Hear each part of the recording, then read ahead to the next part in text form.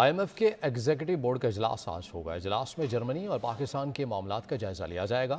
عالمی مالیاتی ادارہ پاکستان کے ایکسٹرنل فائنینسنگ پلان پر رضامند ہو گیا ہے۔ پاکستان کے لیے $1.2 ارب کی فراہمی کی منظوری کا امکان ہے۔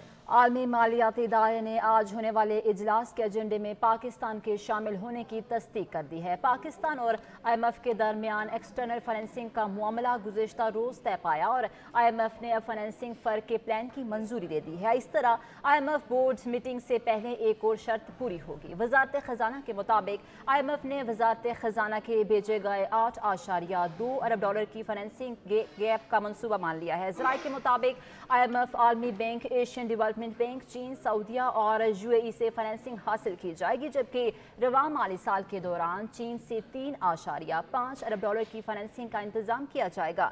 وزارت خزانہ کے پلان کے مطابق سعودی عرب سے $2 ارب اور UAE سے $1 ارب کی فائنینسنگ حاصل کی جائے گی۔ ایشیائی ترقیاتی بینک سے $50 کروڑ کی فائنینسنگ اور عالمی بینک سے $50 کروڑ کی فائنینسنگ حاصل کی جائے گی۔ IMF سے $3 ارب قرض معاہدے کے تحت حاصل کیے جائیں گے۔ پاکستان اور عالمی مالیاتی فنڈ کے درمیان نیا سٹینڈ بائی معاہدہ 30 جون کو طے پایا تھا۔